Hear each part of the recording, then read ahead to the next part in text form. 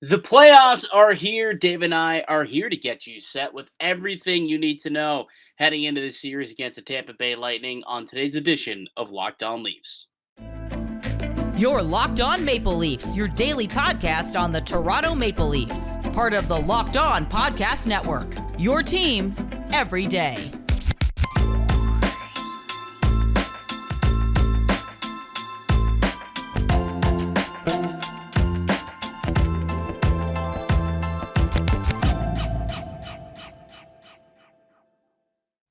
Hello and welcome into the April 17th edition of the Locked On Leafs podcast. It's your one-stop shop for all things Leafs.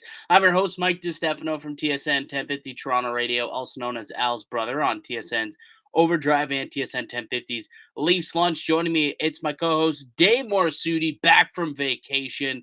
He's from Sports and also a writer for the NHLPA. What's up, Dave? You're back just in time for the playoffs. You planned it perfectly, my friend. Oh, I did. I mean, yes and no. I was funny because I was hoping that this would be sort of a week to give me a refresh, get myself ready to go. No. No, right into it, buddy. We're getting right into it, pal. Locked on Lisa Daily Maple Leaf centric podcast. For those who've never joined us before, if you haven't, be sure to subscribe for free wherever you get your podcast from. You can all catch us up on video on YouTube as well. That's Locked on Lisa on YouTube. Hit subscribe. We have new content coming out each and every day, Monday through Friday. And with the playoffs here, you're not going to want to miss a moment. Today's episode is brought to you by HelloFresh. Skip the trips to the grocery store and count on HelloFresh to make home cooking easy, fun, and affordable. That's why it's America's #1 meal kit. Go to HelloFresh.com/NHL60 and use code NHL60 for 60% off plus free shipping. All right, buddy. Today we got to tee things up because we haven't really had a chance to break this series down anyways because you're on vacation last week. I know it's been pretty well set in stone for a long time, but still, I think now it's actually go time. The games start tomorrow. The actual playoffs begin tonight with a whole slew of games. But what are you most excited about for this series? Oh, I just for me it's the competitiveness. Like watching that game in Amalie Arena, um, like neither team, like you could tell they hate each other. Dude, There's what are gonna you talking about? No animosity. There was none. Oh, There was sorry, I heard zero intensity. I heard about that. none. There was zero intensity according to Sheldon. According to John Cooper, none. It was Yeah. an exhibition game. He says. Your thoughts as someone who was in the building, Dave? Did it feel like an exhibition game? You've No. been to a couple of those too. Not a chance. You know what made it feel like an exhibition games? Teams not realizing what a penalty was. Well, Yeah. that and also the fact that by 2 in the afternoon, you still didn't know exactly who was going to be starting in net for Toronto, but it was a strong possibility it wasn't going to be an NHL goaltender, which is typically you see in exhibition games. But Toronto, I thought, did play a good game, and it's cool that you were in the building for that because it actually seemed to live up to the billing as a tiny preview for what we could see over the next couple of weeks here. This series schedule has been released. We know that game one is tomorrow here in Toronto. Game two, it will be played Thursday. And then they've got the Saturday game. They're going down to Tampa Bay. And then they are staying there for game four on Monday. And then a couple days off, Dave. A couple of days off. I'm a little peeved about it. But they come back game five, if necessary, in Toronto on Thursday, April 27th. And then again, Saturday, Monday for game six and game seven in Tampa. And then Toronto, again, if necessary. So I tell you what, man, I'm not too pleased that they are coinciding the second game or the fifth game with the NHL draft or with the NFL draft. Not happy about it. But that's why we need the Maple Leafs to sweep. We need the Maple Leafs to I get the was just sweep, about to say. finish it in four, and we can enjoy the NFL draft without having to. I'm still going to be tracking it, but it's a little different when you're watching a playoff game. You're much more invested in what's going on there. But yeah, so that's the schedule that we will be following for round one for series one here against the Tampa Bay Lightning. Are you going to do any of the? You going to try and hit up Leafs? Maple Leaf Square at all? Well, funny you should mention my plans for the playoffs because those of you know that Ford continues to give out free tickets for the playoffs, and we went down to this like rally at Sherway. My sister, out of all the people in my family, my sister goes out and wins 2 tickets to Game Two. But being the loving sister that she has offered the invitation to me and not my older brother. So looks like Game Two I will be in the building for. So you're gonna be in the building for game two on when's game two? Sorry, Thursday? Yeah, Thursday, 4:20 in the building. Yep, 420 in the building, and then Oh, game one, I've done Maple Leaf Square on many occasions. Weather's always factor number one if I ever do go down. I also just like being able to like because obviously to do the podcast, I do some research. I put some notes together. It's a little hard to do when you're kind of crammed in a body of like people of Leafs Nation. I will tell you, it is a time to go down there because everyone. I mean, you share in the misery together if they lose, and you're just having a time if they win. It's the yeah. perfect storm. Yeah, I haven't gotten out to one. Because the way that I watch my sports, I have way too much anxiety, and I don't really want to be around a crowd of people. To be honest with you, I want to suffer in silence, and that's typically what the Maple Leafs make their fans do anyway, is suffer in silence. Yep. But so I like to do that by myself or up in the press box where you don't have to cheer, you can't cheer, and everyone's just kind of sitting there by themselves. So yeah, I would love to do it, but honestly, I feel like I'd just be a nervous wreck and wouldn't enjoy myself. But yeah, I do recommend that anyone who that is their cup of tea, go down there, support the team. I've heard nothing but great things, and how much fun people do have if that's what you like to do. Get down there and support the team because they certainly are going to need it. It's going to be a tough matchup against these Bolts, man. That's 3 straight years that they've gone to the Stanley Cup final. And it's not because they ain't good, pal. This is a really talented team. On the other side, though, Dave, why don't we dig into the schedule, or sorry, the lineup that was somewhat unveiled at practice yesterday that may be hinting towards who's playing, who's not, and what the lineup could look like come game one Tuesday night. So we'll do that on the other side. But first, a word from one of our show sponsors. Yes, and today's show is brought to you by Athletic Greens. It is a product that been using every day because you want to be starting your day off right. You want to make sure you're getting in all the vitamins and nutrients that your body is craving, and that is exactly what you get over with Athletic Greens. With 1 scoop of Athletic Greens, you're absorbing 75 high quality vitamins, minerals, whole food source superfoods, probiotics, and adaptogens to help start your day off right. This special blend of ingredients supports your gut health, nervous system, immune system, your energy, recovery, focus, all of those things that I mentioned. It can be hard and expensive to keep track of multiple different supplements and vitamins, not to mention how hard it can be on your stomach. AG1 costs you less than $3 a day. You're investing in your health, and it's cheaper than your cold brew habit. So right now it's time to reclaim your health and arm your immune system with convenient daily nutrition. To make it easy, Athletic Greens is going to give you a free 1 year supply of immune supporting vitamin D and 5 free travel packs with your first purchase. All you have to do is visit athleticgreens.com/NHL network. Again, that is athleticgreens.com/NHL network to take ownership over your health and pick up the ultimate daily nutritional insurance.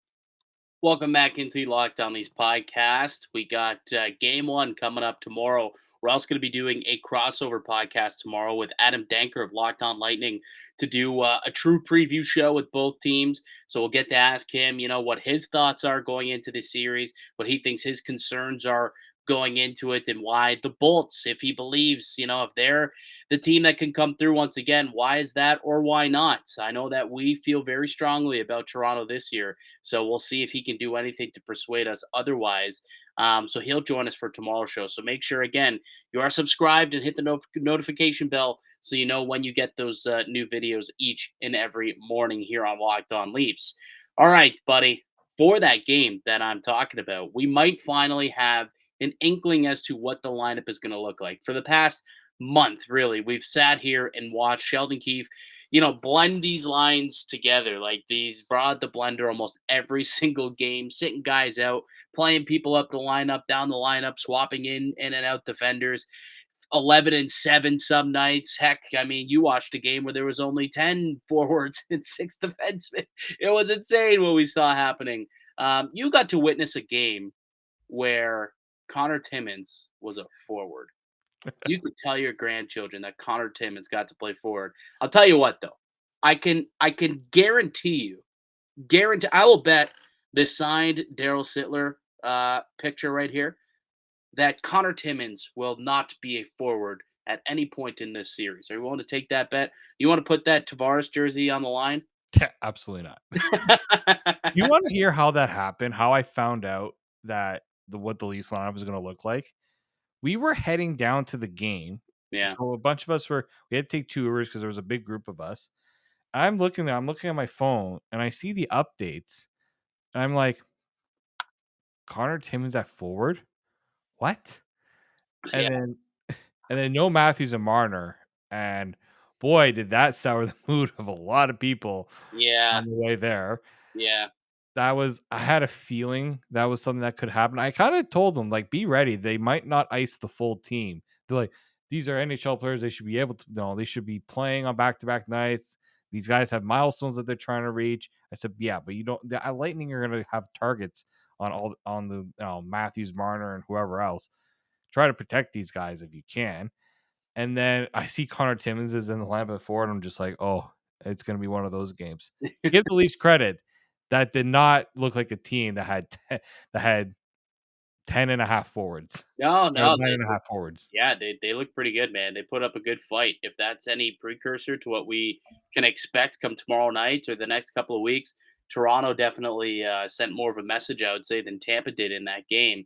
But I don't think we're going to be in a situation where Mitch Marner and John Tavares and Matthews and Brody and Riley are going to be sitting games out. It's go time. This is why you sit games out to get ready for the playoffs for the long haul, and we finally have a look at what our lineup could look like in the first full pre-playoff practice. If you want to toss up the lines here that Mark Masters tweeted out ahead of practice, um, I mean, this looks pretty much what we've kind of seen, to be honest, over the last few games here. So it does make a little bit of sense that this is what Sheldon Keefe has landed on. But in terms of the four groupings, Bunting with Matthews and Marner, so that first line in chalk. O'Reilly has taken claim to the second line center role with John Tavares and William Nylander. So Ryan O'Reilly will play in the top six. I'm a little bit surprised by that, but at the same time, I don't mind it. What are your thoughts on that, Dave? I'm sorry, Mike. I'm kind of remembering that I did say we You were did. going to see Ryan O'Reilly as a second line center. And lo and behold, Sheldon Keefe has, like, as soon as the O'Reilly trade was made, that's where the spot he had him. He flirted with the idea of the third line O'Reilly. No, I think he wants O'Reilly playing against, like, with the top guys. He just doesn't want Tavares and Nylander. He needs that. I think he just wants that O'Reilly in between the two of them. Let those guys work on the wings. Don't have to worry about Tavares playing center. It could change. It could very well change, but yeah, I wasn't surprised to see that at all. Yeah, I curious to see how they end up lining up against like Point, Kucherov, and Stamkos in that line. Who they throw out there to defend them? Could be Ryan O'Reilly, Tavares, and Nylander, I suppose. Maybe a Kerfoot, Achari, and Yarncroc, which is the third line that's out there right now, and then Zach Aston, Reese Camp, and Lafferty. So that Aston, Reese Camp, and Lafferty line has pretty much been intact for weeks now, outside of the injuries, I suppose, of late to Lafferty. That third line of Kerfoot, Achari, and Yarncroc, that's going to be interesting. I think Achari, we haven't quite seen him play, third line center a whole lot. There's been a couple of games here down the stretch where he's factored in. It's something that he is comfortable doing, but he can lean on you, man. So if you're looking to throw that as a checking line, a line that can agitate you, I think that could be a pretty a pretty good third line in terms of, being able to defend in your own end and maybe have a little bit of offensive firepower behind it. But I look at this and it's pretty much a top six, bottom six configuration. Yeah, I just think when you look at how they want to line up against Tampa, like that's all. I feel like that's That's what has been on Sheldon Keefe's mind for the last month. Well, that's what Tampa's got cooking. Like, if you look at Tampa's lineup, I mean, it's very similar, to be honest with you. They're not as deep as they once were. Like, at one point, yeah, they had, an epic third line that had a whole bunch of guys back when they won with like Blake Coleman, Yanni Gord, and players like that. But it's not really that deep anymore. Not nearly as deep as it once was. I mean, I was looking at the practice lines today from one of the beat writers in Tampa Bay, and their third line is Ross Colton, Nick Paul, and Eismont. Like, that's not necessarily a line that scares me. I mean, realistically, that's very much a bottom six line, right? Maroon, Belmar, and Perry. That's a fourth line. So they don't have a three lines that scare you like they maybe once did. So it doesn't surprise me that Sheldon Keefe now, just seeing how you know Tampa's stacking up, decides again. All right, we're gonna go fire with fire. You've got a loaded up top six. We're gonna load up our top six, and we'll see. How our depth squares off against one another. But you'll notice that one name did not make its way into the lineup here, and it is Matthew Nyes. Were you surprised to see that, or you expected to see Matthew Nyes? You thought maybe 3 games didn't show enough to get in there, huh? It wasn't the fact that 3 games wasn't enough. I just think that Sheldon Keefe is just trying his best to kind of guard Matthew Nice here from putting too much on him right off the hop, right? He didn't look out of place. Like, yeah, were there moments maybe where he didn't look like an NHL player? Sure. But watching him eyes right on him, he looked like a player that knew what he needed to do on the ice. Kind of scared me a little bit in that Tampa game where he blocked a shot. And I'm like, oh, let's not start this off right now. Hey, And man, I like it. I like it, man. but You block all the shots you want, pal. That's how you can be an effective player, though. yeah, he You can be know, effective in that regard. Like, doing those things, I do like that. Um, and then you look at, I just think Sheldon Keefe hasn't really been the one to throw rookies out in situations he's not comfortable putting them out in, yeah. right? But look, if by, look, injuries can happen. Knock on wood, there's nothing serious, and Matthew Nice has to go in and play in a role that maybe he shouldn't be in. But, Yarn Croak's been banged up. Lafferty has been out for a bit. That could be a situation there where he comes in that way. Or, if the Leafs feel like they need to change something up, Nyes can come in. I'd rather see him watch the first few games, kind of get a feel of how things are looking before you throw him right to the fire. Yeah, I think I didn't anticipate him making the lineup when he first signed here in Toronto. And then I saw him play, and I'm thinking to myself, like, I guess you were gone, so you didn't get a chance to really talk about it a whole lot on this channel at the very least. But I liked what I saw. Like, I did. He did at least make me think twice about potentially putting him in the lineup. And I wasn't sure where Sheldon Keefe was going to go, because he even had comments after the New York game to the effect of, he looks like he belongs. And it's like, okay, well, if he belongs, are you going to put him in the lineup? The good thing about this team is they have 12 guys that belong in the NHL. And although Nyes looks like he belongs to be there, so do the other 12, right? And they've earned the trust over the course of the season of Sheldon Keefe that they can play those roles and not make those little tiny rookie mistakes either that Nyes did make from time to time. But I think that it actually could be used to their advantage, where they lose a game. Let's say they have to go into game four or something. They win their first two at home, and then they lose game three on the road. Game four, you toss Matthew Nyes into the lineup, maybe gives you a little bit of a jolt, right? Maybe that's what you might need is a kid that can get shot out of a cannon midway through the series. So I think it's not a terrible idea to kind of use him as a little trick up Sheldon Keefe's sleeve to be able to throw into the matchup. All right, let's look at the blue line, because the blue line. Look, you and I aren't surprised by this, but I know there's a lot of people in Leafs Nation that are not happy, and in particular, a lot of people that are sitting in the Discord chat that are popping off, because we're looking at McCabe and Brody, not a problem. Riley Shen, and then Geo and Hall. Okay, so we've been saying for weeks that Hall was going to get in there over Liljegren. That was not going to be a conversation that Sheldon Keefe was going to have. We knew that Hall was going to be in there, regardless what Leafs Nation thinks and the Twitter people and YouTube commenters. Justin Hall has the trust of Coach Sheldon Keefe. The one question I had was Luke Shen or Timothy Liljegren. But I felt, and Dave, you can touch on this too, since you weren't here to talk about it after the Tampa game. But I felt that Shen really, really stepped up in that Tampa game and showed a pushback that this team needs, which kind of turned that game on a dime, and the physicality really ramped up. And he was the one that said, "Hey, we're not backing down." And then the rest of the team followed suit.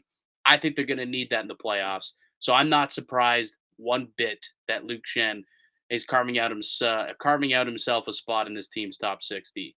Not at all. I mean, I almost got to witness a Gordie Howe hat trick from Luke Yeah, Shen. I just think when you look at how Tampa, again, Sheldon Keefe has thought about this matchup for so long. Tampa's not going to be the finesse team. They're going to be the rugged, in your face type of play. Patrick Maroon, I heard so many people talk about how the Leafs have to be careful about Patrick Maroon. Luke Shen's like, no, you don't.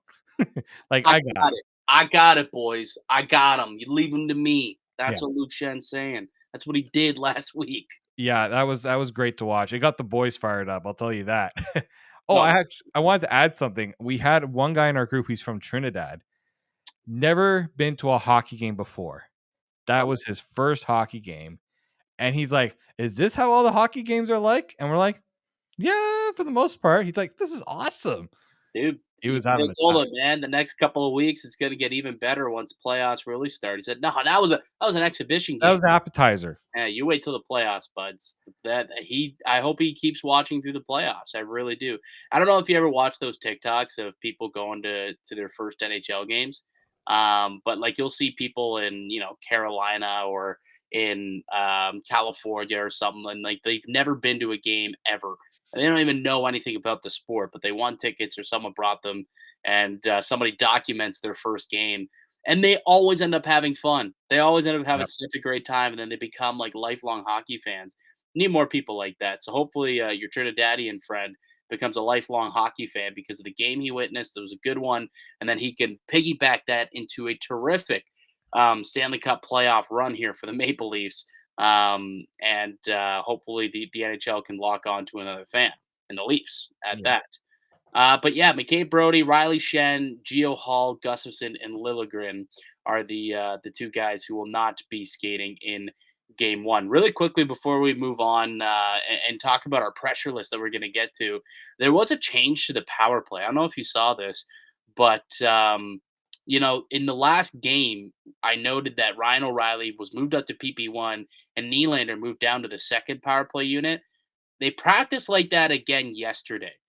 I do wonder if this would suggest at least that Sheldon Keefe is going to be going in this direction heading into the playoffs. So a power play that was ranked second in the NHL and really doing well of late, I would add, doing a little tweak. O'Reilly up to the first unit, Nylander, who scored 40 goals this year, down to the second unit. Yeah, I think the Leafs power plays always look good in the regular season, but then the playoffs, it's like non-existent. Yep. And I think O'Reilly 14% over the last 3 years. 14.3%. gross, Yeah. gross. And I think that Sheldon Keefe is he just thinks that O'Reilly brings something that power play needs. Like you watch Nylander, he's usually pretty good on the power play, but he's also not not getting a lot of production lately on the power play. And you know what? You can get him on that second unit. The second unit, I think, needs that shooter. I think Nylander can be that, top guy that can be the primary weapon on the second power play unit. So would you expect maybe the first unit to come off a little early? Because typically the first unit, like they're not coming off like 90, 95 seconds before they even look at the bench. Like, do you think this with Nylander going down, does that mean maybe Keith thinks, okay, let's get some PP2 a little bit more time each game, like an extra 20 seconds out there? Or, is Nylander just going to take a little bit of a hit when it comes to his ice time? Probably take a little bit of a hit, but I think you've seen the second power play unit produce just Yeah. because the first power play unit kind of Wears him down. wears them down, right? And you can get that. I think you do need that second unit. I know a lot of people say, well, you just can keep your first unit out for the full 2 minutes. I think if you throw out a different look, it can make a team's strategy change just a little bit. I think Nylander, deserves a little more of that, primary look sometimes. I think he doesn't get the benefit of getting enough of those looks on the power play because Matthews and Marner kind of hold the puck for a fair amount of time on that top unit, as they should. They're, the top producers on this team. Yeah, and then O'Reilly can do the things I think maybe they don't want Tavares to do and playing in that role, because Tavares is good enough where I think he should be in more of a shooting role rather than just being the Dude, sole front presence. like more than half his points come on the power play. Like Yeah. he's so good on the power play, like right there on the doorstep. He's got some crafty hands too. He can, if you use him in a bumper roll, you can use him in front of the net. Like he's a very useful piece to have on the power play. So for sure, he's not the guy who's going to be taken off. We'll see. I'll be curious, man. But like special teams have been a killer for this Leafs team the last couple of years. This year, that can't be the case. They have to win the special teams battle. I think if they like that, to me, honestly, is one of the biggest deciding factors in playoff series is who can win the special teams battle. If the Leafs can finally do that, then to me, they got a strong chance to win this series, man. A strong chance to win. And they did that the other night, right? Scored a couple on the power play against Tampa and then killed off 8 out of 8. So again, another bit of a message sending to the Lightning the other night in that final tune-up last Thursday. All right, buddy, we'll take one more quick break. When we get back, we got a pressure list. We got our top 3 guys in the Toronto organization who are feeling the most pressure heading into this playoffs. We'll reveal our list on the other side. I'm Mike DiStefano with Dave Morassutti. You listen to Locked On Leafs podcast, part of the Locked On Podcast Network, your team every day. Welcome back into the Locked On Leafs podcast. It's Mike DiStefano and Dave Morassutti. We got a game tomorrow, so we're super, super stoked about that. We'll be joined by Adam Danker of Locked On Lightning to help us preview the game and preview the series and get the Tampa angle and what they're feeling going into what could potentially, what they're hoping, I'm sure, to be a 4th straight trip to a Stanley Cup final. Toronto, on the other hand, hoping to end that run this year at some point. So we'll see what people at Tampa are saying about this series. As for the Maple Leafs, I mean, we know the history, man. We know the history, right? This team hasn't won a playoff round since 2004. 6 straight years this team has gone out in the first round, and people are sick of it. This first round is so key for so many people and the future of this organization. There's got to be pressure on so many different people. So we've put together a pressure list of 3 different people each in this organization who are feeling the most heat heading into the playoffs, who need some success in the playoffs this year. So I'll let you start. Give me your 3, 1 through 3. We'll discuss it, and then I'll give you mine, and we'll discuss it as well, So top to bottom, or bottom to top, I guess. I whichever you prefer. I'm gonna start with number 3 on my list, and that's Austin Matthews.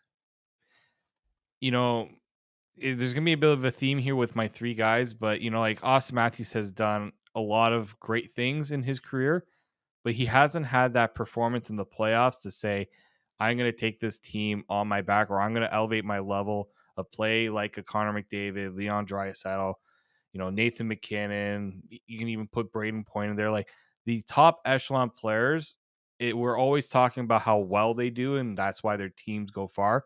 That hasn't been the case for Austin Matthews and the Leafs. Sheldon Keefe has said that it's a new season. He feels like Austin Matthews turned the corner, in the last part of the season and really picked up his play. I truly do think that it has been the case. So now he's got to bring it. Second season. This is if he plays to the caliber we know that he could play at, this Leafs team is going to be unstoppable. But we haven't seen it yet, and that's why I think the pressure's on him. All the talk about the contract. Is he going to stay in Toronto? This is a very big series for that very reason.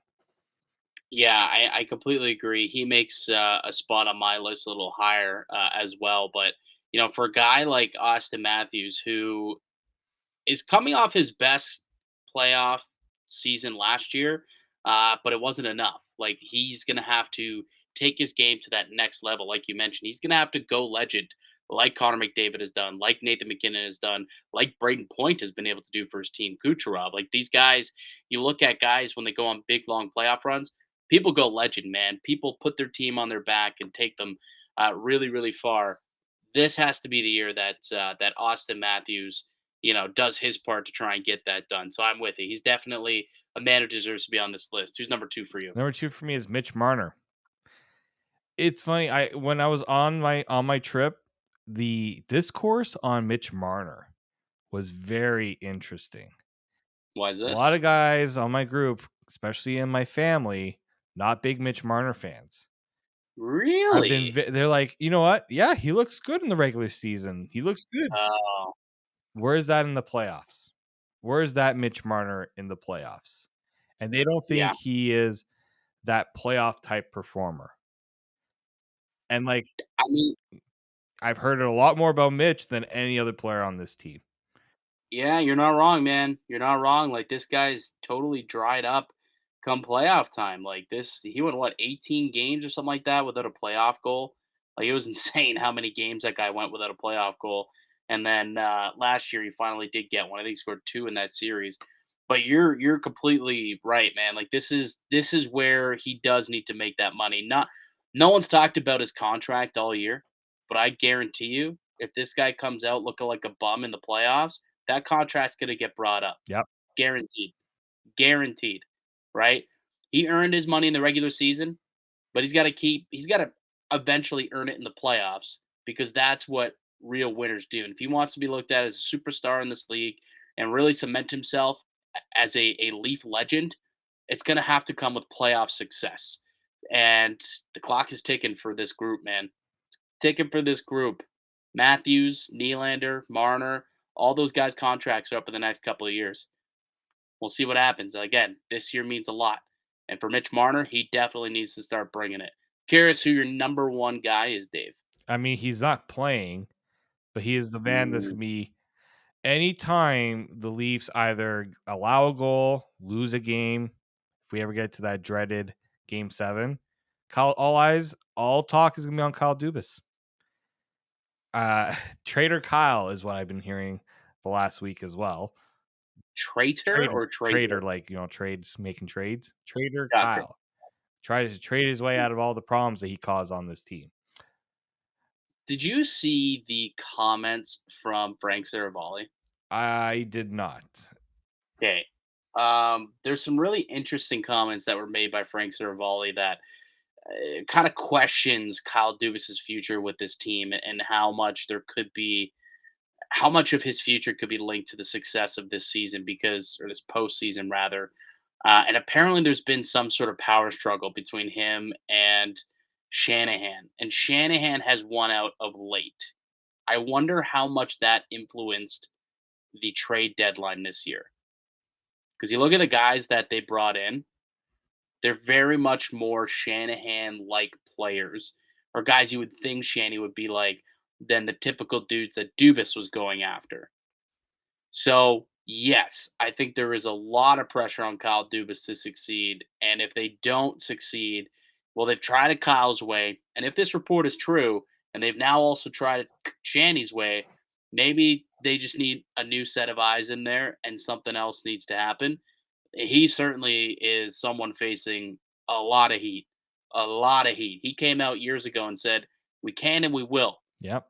They haven't won a round since then. Yeah, Not a single round. it's nice to be able to keep your core forwards together, but when you're missing the certain elements that other top teams have, like that elite defenseman and well, the goaltending, I'm not going to give I think the goaltending has been good and he's always found ways to get decent goaltending.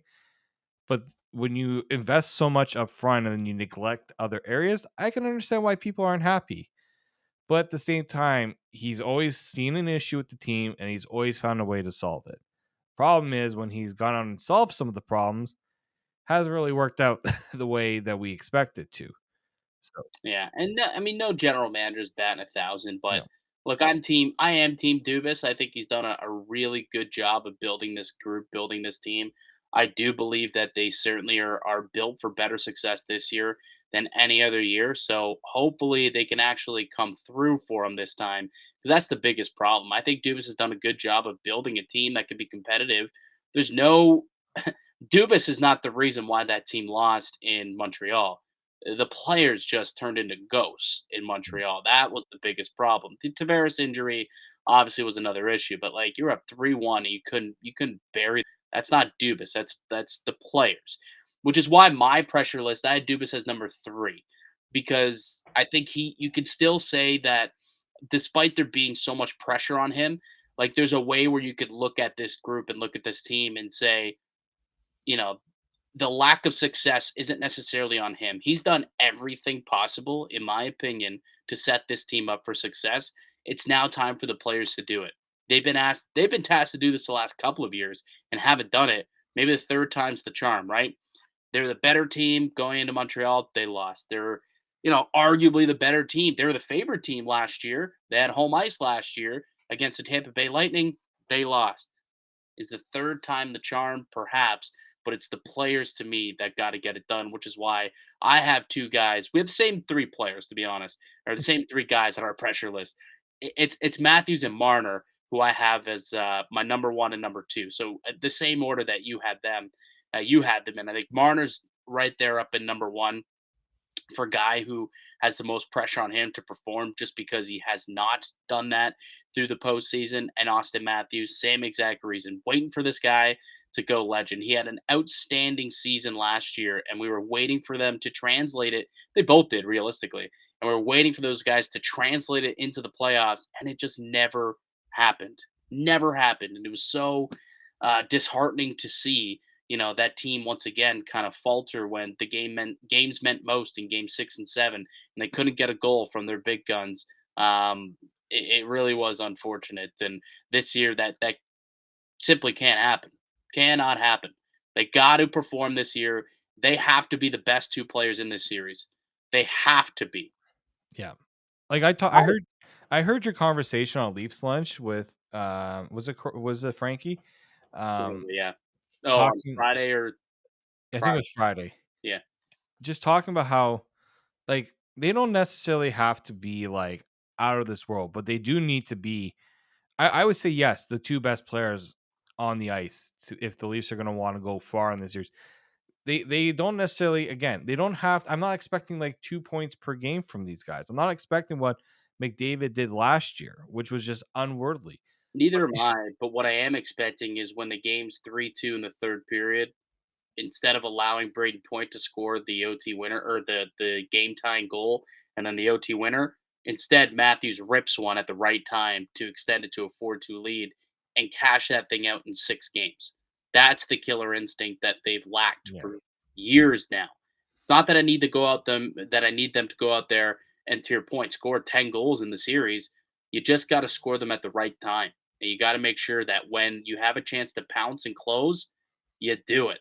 Because with this team, the Tampa Bay Lightning I'm talking about, if you give them a crack, they'll seep through it, man. And they did that last year.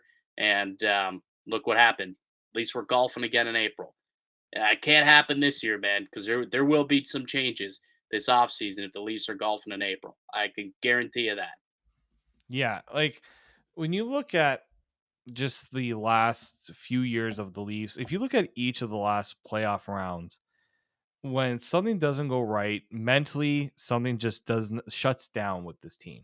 Carey Price go like they're up 3-1. Carey Price goes on this unbelievable tear that apparently no one could beat him, and they lose, right? And then you get obviously Boston before that. You get the same thing that happened with Columbus. A goaltender beat you.